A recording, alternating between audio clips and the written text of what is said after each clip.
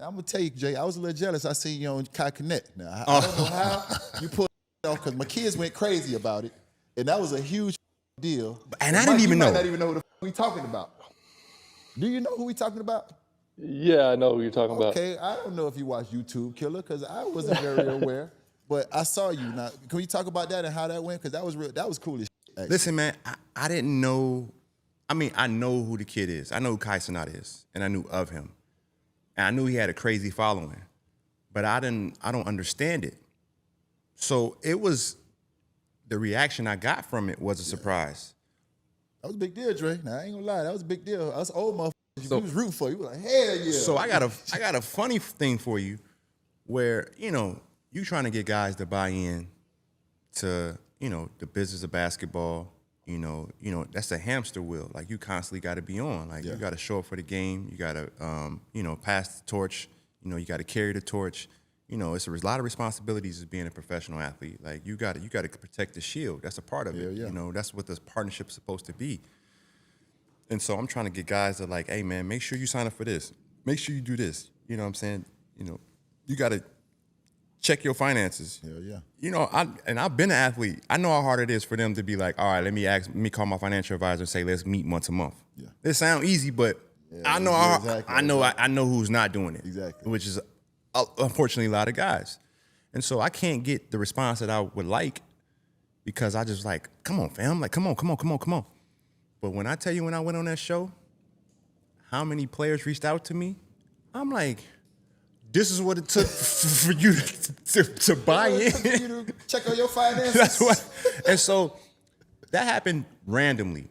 Like, I wasn't trying to go on the show. I didn't ask to go on the show. I ran into him at a game, and him and his boys had them big, like 60s, 70s, suits. You know what I'm saying? They from the Bronx, and so they had their top hats on. Like, they were doing it. I'm like, yo, y'all going crazy. Yeah. Like, y'all, like, this is dope. You have some young cats. They 22, 21 years old. And so I started asking them questions. This is the question I asked any of them. How did you know you were good at this? Because I don't even know what this. I don't even know what this is. That's a great question. I don't even know what you do. I don't know it because I'm past removed from that generation. Yeah. So I'm like, what is this? What is this? That's a great question. How did Whatever you know? it is, it's making money. That's what I'm saying. Yeah, no doubt. And so it is. I knew something was different about him when I saw him in a McDonald's commercial. Yeah. Right? So like T-Mobile, like, okay, cool. I see they trying to get to the youth. They trying to get to the demographic. I understand the consumer that T-Mobile wants. But I'm knowing like where I come from with McDonald's, like after a basketball game when I was a kid, I'm trying to go get that Olympic Magic Johnson, Michael Jordan, Larry Bird cup, supersized. I want that cup. Because I know I'm only going to McDonald's like once every other month. Like, this is my opportunity to get this cup. So that's when I'm identifying like what McDonald's like when it was in its heyday. So I said, Kai, do you understand how hard it is to have an endorsement deal by McDonald's? Like, how many NBA players had an endorsement deal by McDonald's? Like when LeBron's next on the Wheaties box, LeBron's next at McDonald's. Like, it's only reserved for them. Yeah.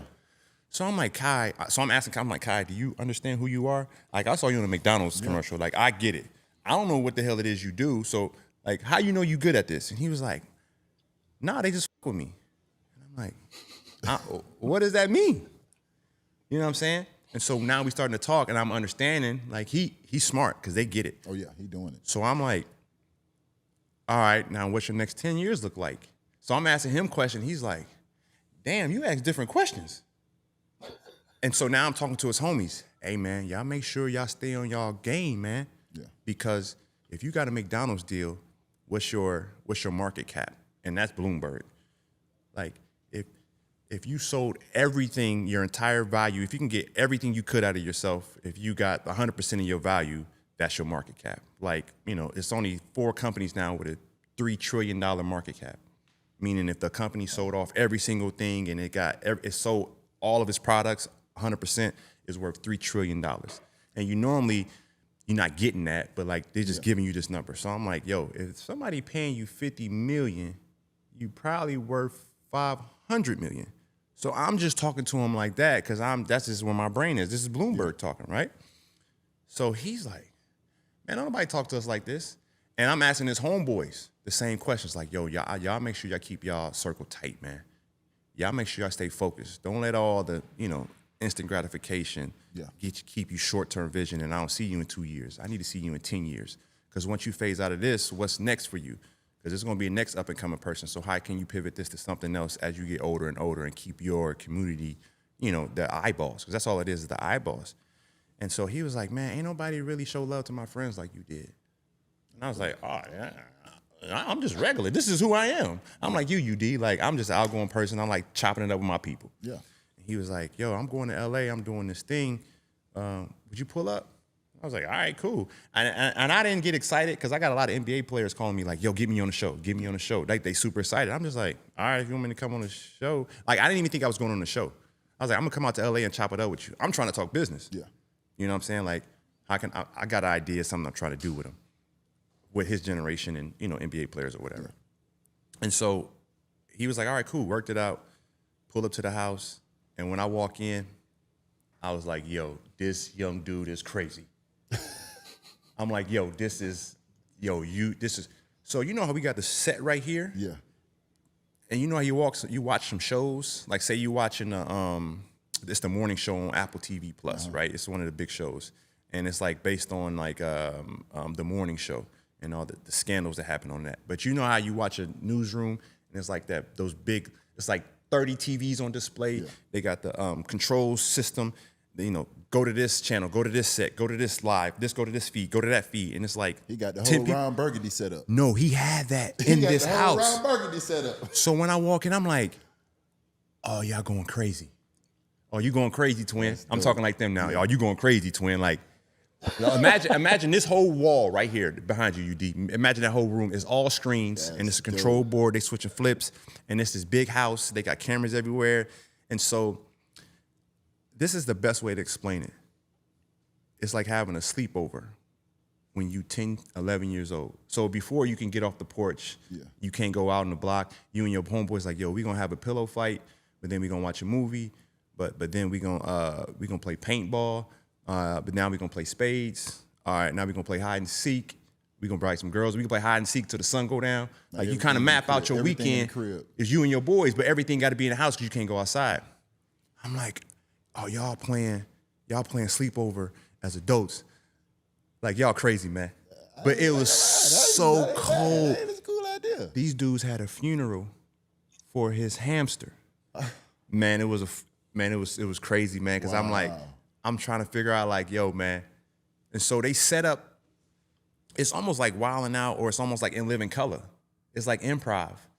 They just set up a set like they playing, sleepover. Yeah. All right, my pet hamster died. We're gonna do a funeral for the pet hamster. You know what I'm saying? Like when I was young, I had a sleepover with my friend, and I was on a bike, the front tire fell off, and I chipped my tooth. And so we spent like 30 minutes, like I'm crying because I'm young and my teeth fell out. And he was like, man, you good, fam? All right, we're going to take a minute. We got to take a break because Dre lost his tooth. But 30 minutes later, we're going to go do something else. Yeah. So his hamster died. Fam, it's really like 30 paid actors. He had a set that's a real funeral. They had a big, huge picture of the hamster. Wow. They had a casket.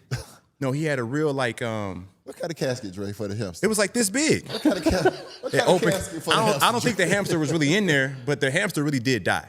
And then he had a dude do like a eulogy in the black tie, like a reverend. And then he had people in there, and so we walked in. Did they have pallbearers? Somebody carried the casket? No, it was already up there. But no, he had like, it's like everyone's dressed in black. They got on gowns. People got on their suits and ties. And I'm fresh from upstairs. We just came from another set. We was kicking it. I did a motivational speech. We laughing about something else. We talking about the LeBron block. We talking about this. We talking about that. So when I walk downstairs, I'm like, oh, man, y'all crazy, man. Y'all crazy as hell. Like, you try not to laugh because he's dead serious. So we sit down, and it's a black girl in there, like a black woman. She start wailing and crying like a black woman. Wow. No, not my baby. Not my baby. Yo. And then his other friend is like, y'all should have took him. Why it had to be him? He should be dead. Yo, fella, so I start laughing, man. I put my head down. I'm like, yo, man. And then Kai's like, Andre, do you think it's funny that my hamster died? And I'm like, man, stop. And so then, like, once we done with that, go to the back. Now we hooping. He was like, yo, we gonna play ones. You know, we gonna play a game of horse, and then we doing that. Then we have another set. I'm just like, hey, he man. got all this set up. He's Hey, playing man. all this himself. Hey, man, you a genius, dog. Wow. He's a genius, man. And I think that's the power of our community. And that's why we got to keep looking out for each other. Because, like, man, this dude's got the most paid subscribers. Yeah. He got his own channel. He's got his own TV station, essentially. I love it. And then he just feeding it different shows. And this is how he's doing it. And so I'm just like, yo, this is how these kids are thinking. And so when you don't understand it, you can be like, man, our new generation's lazy. They don't want to work. They just want to sit in front of a camera. But when it's done the right way, it's like, oh, this is how we should be inspiring ourselves to create things because we're creatives. Yeah. And now we have the consumer. Like, I know who's buying my channel and I know what they like. So I know what kind of commercial it wants. And I know I'm supposed to be a part of it. So like McDonald's, I got 600,000 people that's coming to see me at a certain time every single day. Yeah.